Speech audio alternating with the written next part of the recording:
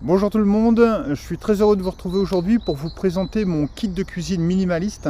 C'est un kit de cuisine que j'emporte lorsque je pars à la journée ou sur 2 journées, que ce soit en randonnée pédestre ou comme aujourd'hui en randonnée à vélo. C'est un kit de cuisine qui est vraiment très léger, qui est très petit, qui s'emporte très facilement et qui convient à la fois pour une personne ou même pour 2 personnes. A tout de suite.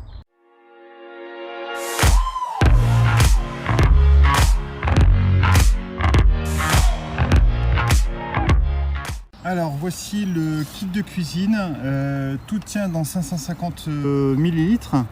Donc au programme on a la tox que vous connaissez déjà, je vous l'ai déjà présenté succinctement lorsque je faisais les comparatifs avec ma caisse qui fait 1,2 litre qui est beaucoup plus grosse.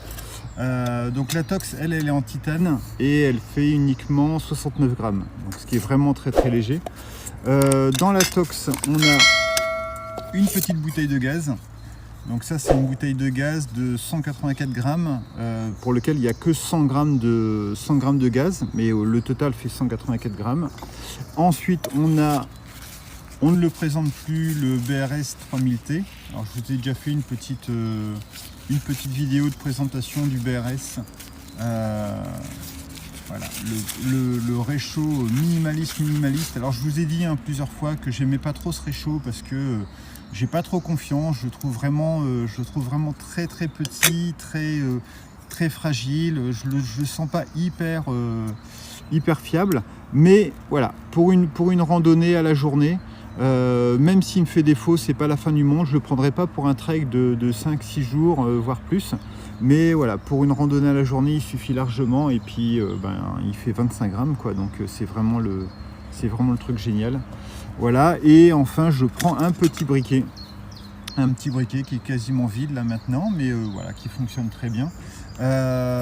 Au fond de la popote, souvent je mets. Alors là, je suis parti que pour une journée, donc j'ai pris juste un petit sopalin.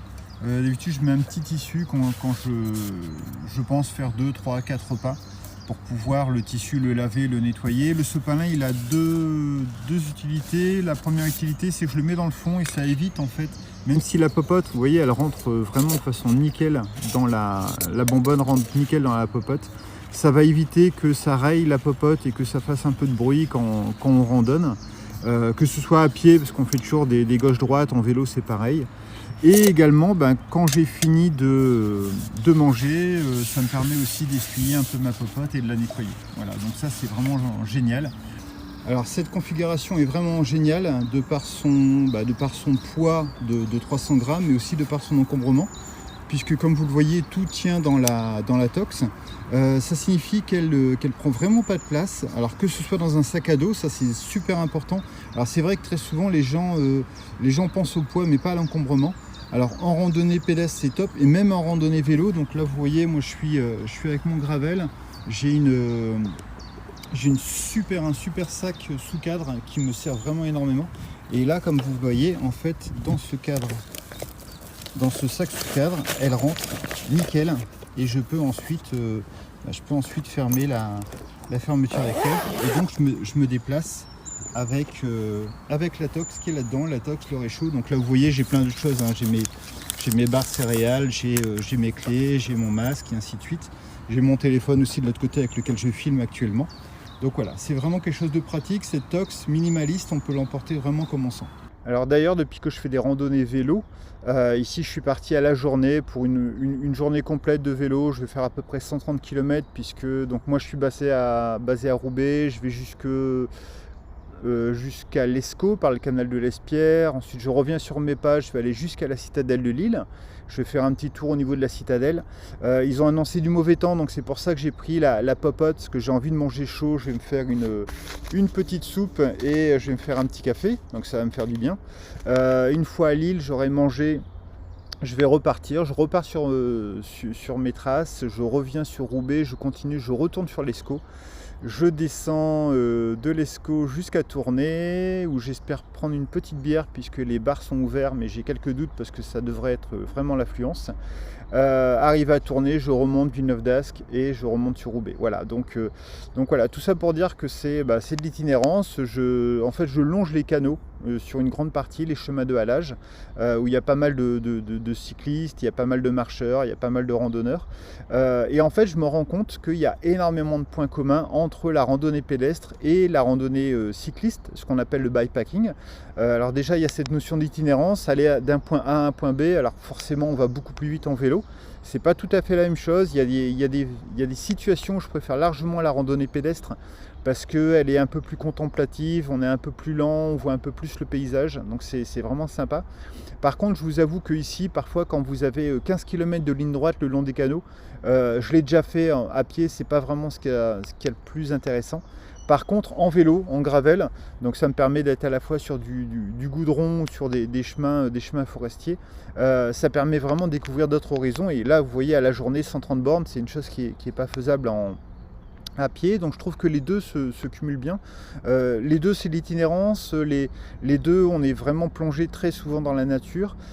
Pour les deux, on a une volonté d'être minimaliste, à la fois en poids, puisque que ce soit à pied ou en vélo, on déplace le poids, en encombrement, puisqu'on ne peut pas prendre beaucoup de choses. Souvent en vélo, on prend même moins de choses que à pied, puisqu'on ne peut pas trop avoir un sac de 60 litres sur un vélo, enfin c'est plus compliqué en tout cas, ça demande beaucoup plus d'équipement. Mais voilà, je trouve qu'on a vraiment des points communs, et ici vous voyez par exemple avec le réchaud, la popote, on a vraiment des éléments qui sont communs. Donc je me demande si j'intégrerai pas un petit peu de certains de mes voyages en vélo, des randonnées pédestres ou des éléments, des outils, des accessoires que je prends en bikepacking et je les intégrerai pas à la chaîne. Donc voilà, j'aimerais bien avoir votre retour là-dessus, savoir si ça peut vous intéresser. J'ai déjà sondé un petit peu mon environnement, mon entourage, et il y a beaucoup de gens, en fait, c'est des connexions qui sont très très proches. Et il y a beaucoup de gens qui sont intéressés, des gens qui font de la randonnée, qui sont intéressés par la randonnée vélo et inversement. Donc voilà, dites-moi en commentaire si ça vous intéresse, parce que voilà, j'aimerais bien intégrer quelques vidéos bikepacking ou quelques randonnées sur des plus grandes distances au sein de la chaîne Trekker, qui est la chaîne de l'itinérance.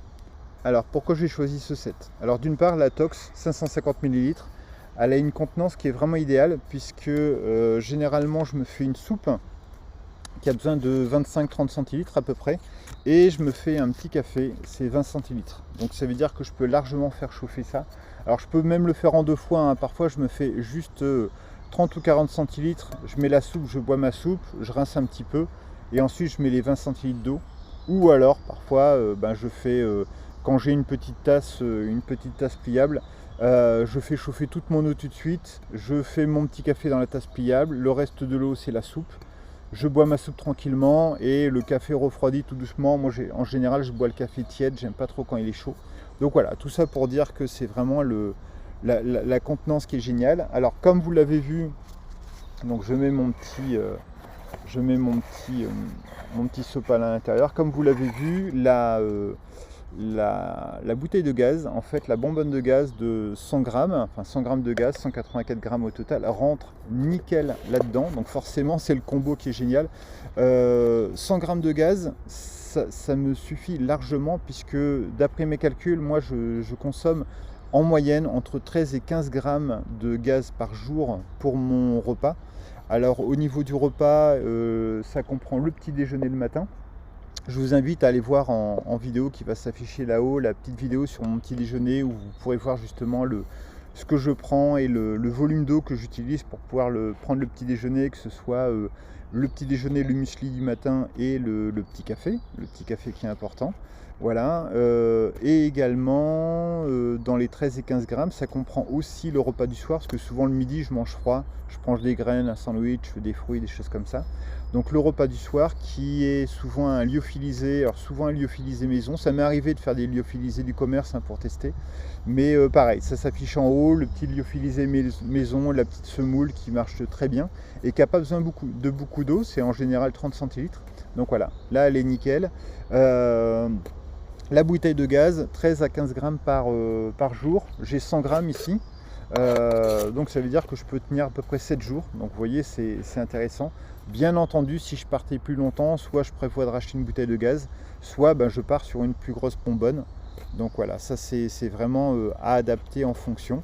Au niveau du réchaud, alors je vous l'ai dit 40 fois, hein, c'est pas le réchaud que je préfère, mais il est tout petit, il est minimaliste, il pèse rien du tout, il est pas encombrant. Si jamais il me claque dans les mains, c'est pas la fin du monde parce que je suis sur une randonnée pour 1 ou 2 journées en général quand je le prends.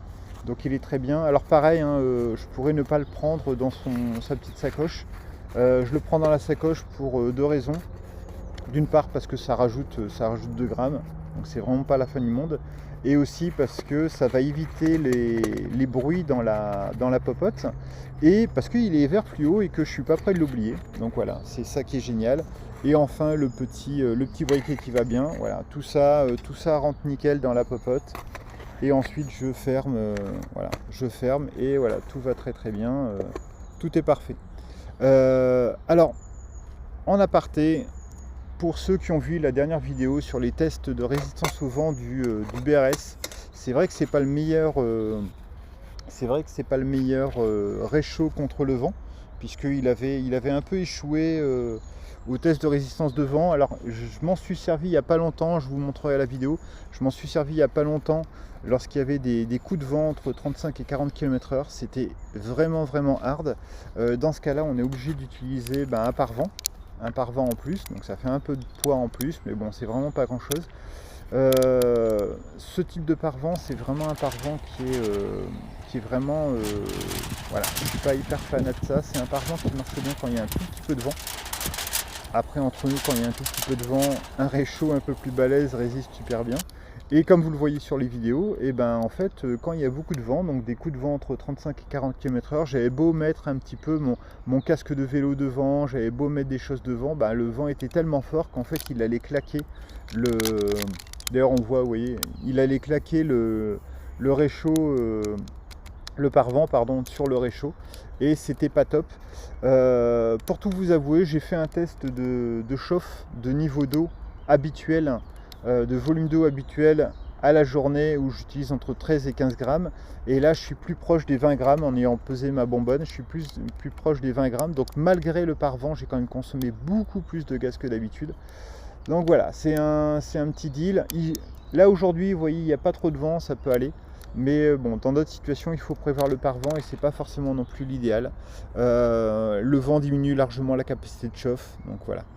Voilà, donc c'était ma petite configuration minimaliste, que ce soit en randonnée pédestre ou à vélo. Dites-moi si ça vous intéresse que je rajoute un peu de bikepacking de temps en temps, hein, ce serait vraiment pas le plus important, mais bon voilà, comme pour moi c'est toujours de l'itinérance, c'est toujours du trek, ça peut être intéressant, il y a beaucoup de choses en commun, comme cette super popote, toute petite popote. Donc dites-moi si ça vous intéresse et dites-moi aussi ce que vous utilisez comme type de popote, si vous trouvez ça intéressant comme config. Voilà, on se retrouve très bientôt.